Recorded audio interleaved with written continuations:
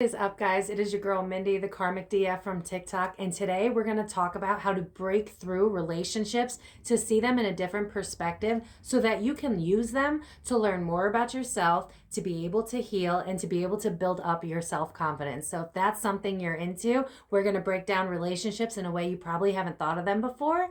So if you like videos like this, please like, comment, share, and subscribe, and let's get into it. Everyone in your life is a teacher of some sort for you because they're a projection, they are a way of learning about yourself. And the sooner that you can realize this, the less triggered you're going to be when you get somebody in your energetic field that is toxic, that is making you feel a certain type of way, that is triggering something within you. You can start to learn why it's happening and understand that there is no bad or good. It just is. And when you can learn why certain things are happening inside of you and why you're reacting and responding the way that you are, the sooner you can understand, oh, that's why this is happening. Realize that it's never been about them and their situation. It's simply a learning lesson for you to be able to conquer and achieve.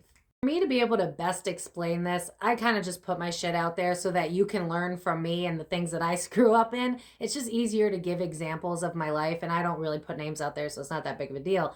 But here's an example of, let's say, a toxic relationship that was meant to be a teacher, but I didn't realize it at first. So I had an ex that I was friends with block me. And I was furious. I was so angry. I was like, how dare you? I let you stay in my life. And I just was so, and I want you to see how egoic that is. It's not like if they don't want to be in my life, that's what they're right. You know what I mean? But I was so angry. And what I couldn't see was the irony in it is that lately I've been feeling the need to block someone else because I was feeling hurt by them and I didn't want them to have any access to me anymore because I wanted to move on from that part of my life. And so in my brain, the best option for me was to rage block them because that's kind of one of my triggers is like, if you can abandon me but still watch my stuff, I don't like that because you're keeping me at arm's length, but you still want me in my life. And that's why I think that social media can be very toxic and very dangerous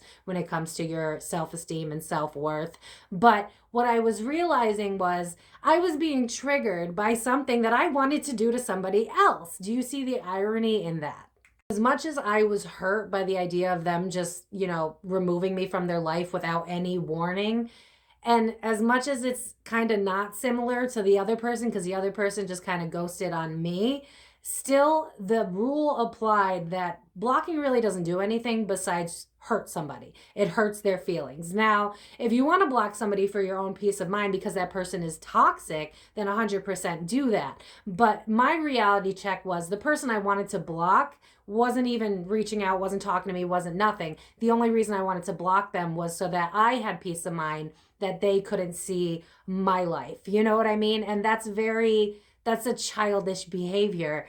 And if that other person hadn't blocked me, I wouldn't realize what I realized with the other person. Does that make sense? Basically, things you may not like about certain people might be things that are about you, or at the very least, things that you need to heal, The more relatable, kind of vaguer thing. But maybe you don't like people who are very argumentative and are very snippy. And that could be childhood trauma for sure, but it also could be a reflection of something you don't like about yourself. Like say you're one of the passive aggressive types and you hold it all inside until you finally just break and then you end up being aggressive and mean because you've pushed it down for so long. So you might attract people that do the same thing to you. So that's why you need to notice what the negative people are projecting because it might be telling you something about yourself, and it usually is. But the good one is the people that you admire.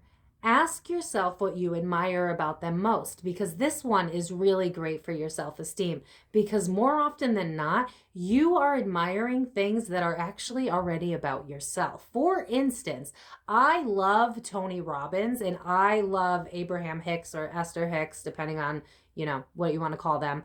But I love them because they are powerful teachers. I love them because they have really big hearts. I love them because regardless of how weird they look to other people, they still speak their truth. And when I really sat in that, I noticed that I loved what is in them that is also in myself. And that is how this works. People are a reflection of you, both negative and positive, the yin and yang. So when you attract toxic people into your life, it's trying to teach you something about yourself. And when you are admiring people that, you know, like celebrities or whatever, that could also be telling you something that you admire about yourself. Maybe you like, if you're a woman and you like women that are very powerful, very loud, they take on their own life. That might be something that's actually you, and you just don't fully see it yet because you're not fully there in that part of your life yet. But you're liking who they are as a person because that is a reflection of who you are and who you're meant to be. Once you can start to see how these traits are actually projections, you can start to use, well, not use people, but you can start to use what you've learned to actually learn about yourself and to build onto who you are. You get people that are having toxic traits towards you, you can realize, what is it about them that I don't like that is teaching me something about myself, a trigger that needs to be healed. And the same is true with people that you admire. What is it about them that I like that I've been sleeping on myself that is actually a trait of me, that says something about me? I have a friend that makes me laugh so much. Like, they are so funny. And I'm actually really funny. And I never realized that because I never had the type of people that listen to me long enough to notice that I'm funny. But I actually am very funny. And I never really thought about that until it was reflected in somebody else that I had grown close to because we were bantering off of each other. And then I noticed, oh, I like somebody who can talk and banter because that's who I am. So people are your greatest learning lessons, as well as a great challenge for you, because it will give you the ability to figure out who you truly are. From now on, with every negative interaction especially, but with positive ones, you could wait till later on in the day or whatever. With negative reactions towards people, I want you to pause and say, what can I learn from this?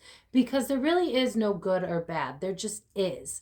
And everything is meant to teach you about yourself, what you do or do not want in your life.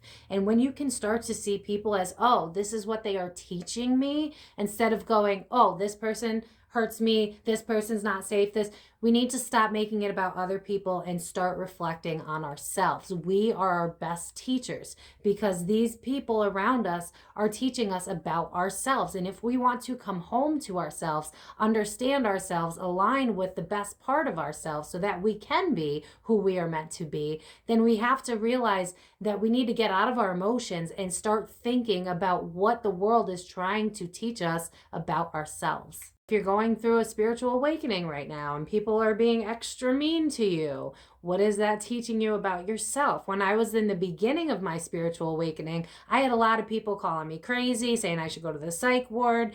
That was the first step of learning that people are going to say whatever it is to trigger you without even meaning to. It's subconsciously sometimes.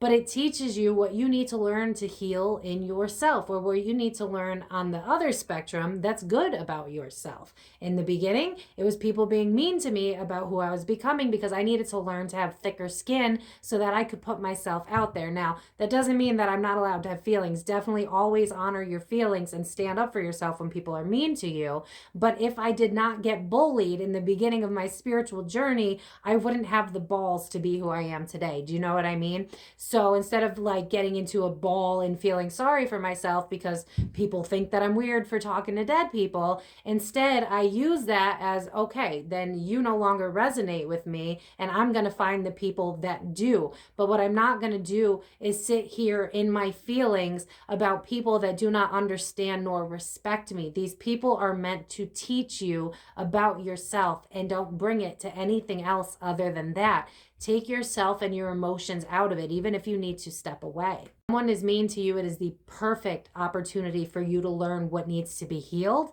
And when you like to admire other people, when you are inspired by other people, that is a great opportunity for you to learn about what you actually like about yourself. From here on out, I challenge you to start looking at your relationships differently. If you have people in your life that still offend you, I ask you, what is it that can be learned from this experience? Are they teaching you something that you don't like about yourself? And is it something that you need to work on in terms of learning to love yourself? Maybe people are still attacking you. Maybe you're at that phase where you need to actually own your stuff. And here's a little quick pro tip. If you're newer in your spiritual journey and people are attacking you, you will get to a place where you realize that it was all for a reason and it will stop hurting you. And once you can get to a place where it stops hurting you, people will stop attacking you because you will not be at the energy or the frequency where they know that you're an easy target, because you're going to have that self-confidence, that self-esteem. You'll have that energy body that says, don't mess with me. I'm in control and I know who I am. Also challenge you, when you are inspired by people, when you admire others, to write down the traits that you like in them. Because if you write it down, you will start to see that a lot of those traits you like in them are traits of yourself.